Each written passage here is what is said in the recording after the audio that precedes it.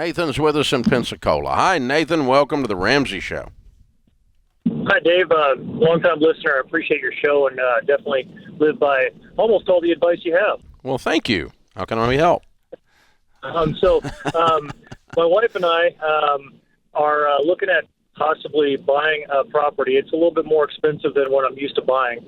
So right now we own a home, and we're just trying to figure out if it makes sense to take our current investments and just basically liquidate our current investments and then now go into debt with a mortgage that would be probably about a $300,000 mortgage after we're done with liquidating all of our expenses, all of our debt.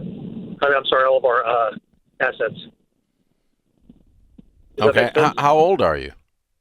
We're 47 and 46. Wait, all of your assets? You mean you're pulling retirement out? No. The retirement I can't touch until later, but we've got listening to you guys, Smart Investor kind of stuff, and we went with a Smart Investor Pro here in Pensacola. So you have how much money in investments that are non-retirement? Probably about $600K total. Okay.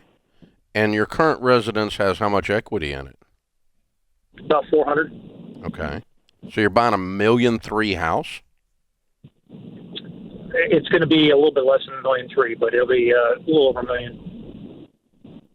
Okay. I missed how you get $300,000 in debt because I got $1 million here, 600 and 400. So I guess the mortgage might not be quite 300 then. It'll be probably closer to 200 when you have all the closing costs and everything into it. Okay, so you're talking about you're not going to net 400 out of your house. No, we should net 400 out of the house. And you have 600 in investments. And savings and everything, yes. That's $1 million, and the house is $1 million. There's not $200,000 in closing costs. There's not a 20% closing cost. There's no such thing. So I guess it's just kind of an uneasy feeling going with a higher home value. And just, I guess the biggest that I have is, does it make sense to liquidate the investments that we have right now? I wouldn't buy the house if I didn't, because you're going to go into debt. So it's the same question of if I had a paid $4 million house, would I go borrow $600,000 on it to put money into investments? No, I wouldn't. Not taking the money out of the investments and putting them on the house is the same thing as borrowing on your house to do that. So you should not buy the house unless you're willing to use the investments to do it. What's your household income? Right now it's probably about 110. And how old are you guys? 48 and 46. Okay. Will you be able to afford the taxes on $1 million property with $100,000 a year just to maintain the property, keep the lights on this thing, keep the yard mowed? Yes, we will. Yeah, Florida's got some generous disabled veterans tax benefits. Okay. So why do you want to buy $1 million property? It's something my wife and I have always dreamed about, living on the water, and this is an opportunity to do so right now. Okay. I don't think you're going to need a mortgage, or if you do, it's a very, very small one, and you're going to turn around and get that paid off as fast as you can. If you're sitting in this property debt-free within a couple of years, then I'm fine with this idea if you want to do it. The thing that's out of balance that you're feeling is that the vast majority of your net worth is now tied up in your single-family home that does not generate an income. It does grow in value, but it does not generate an income. And so, you're going to have to really pour on the coals and build some investments by the fact that you don't have any house payment in the near future to make this work. But no, you don't need a $300,000 mortgage. The numbers you keep giving me, that you act like they add up, and they don't add up.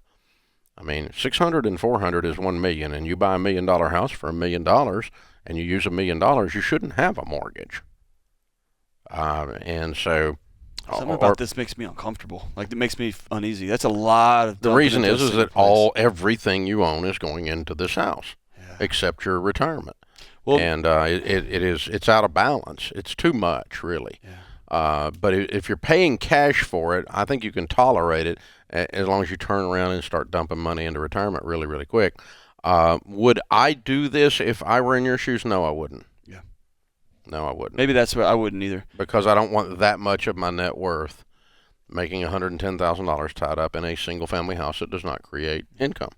And I'm thinking of it, if the air conditioner goes out on this $1 million house, it's going to be an expensive repair. Or if the driveway needs to be, or if I got to do some plumbing work on $1 million, it's all so expensive. Everything, 100% of the houses break. Yeah. 100% of them need crap done to them. And brand new, no matter who built them, no matter where they are.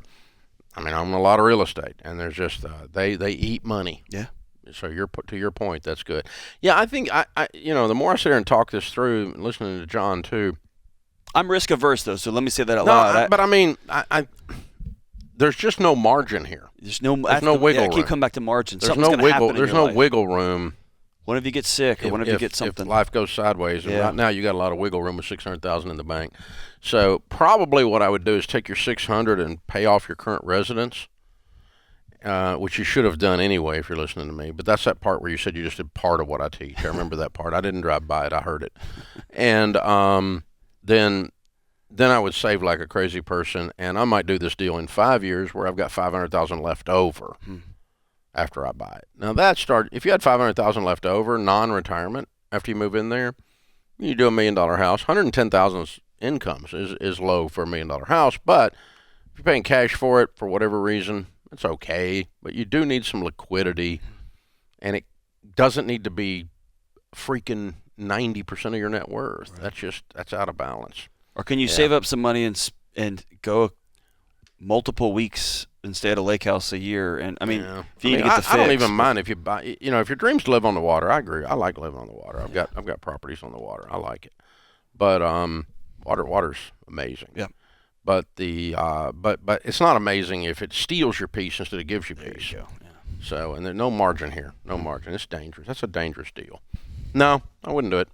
I'm gonna retract. I wouldn't do it because I don't like the fact there's no wiggle room. What I would do is I'd pay off my house today, and I'd start saving like a crazy person and make this a 3 to a 5 year dream, and just keep piling up cash and keep investing with a paid-for house. But you're going to do what you're going to do because you already don't do some of the stuff we teach. So that's up to you. You get to decide. But that's what I would do if I woke up in your shoes. I find people don't have margin with their time. They don't have it with their relationships. They don't have it with work. They don't have it with money. We just have a margin-free society now, man. Well, there's friction at grates. Get frayed ends. Yeah. And you get frayed at the ends, and it's just because everything's pushed to the edge. Yep. And it takes what would have normally been a blessing, and you add 2 doses of stress to it, and all of a sudden the thing you were supposed to be in love with, you hate. And when you think of it psychologically, our brains were designed to run at that level when a lion was chasing us, not to live like that. Yeah, it just rattles everything to our core. It's a big old house with a lion chasing you around inside that. You just parked a lion in the front yard. Yeah, that's right. So we've already deteriorated Tiger King right here. This is the Ramsey Show.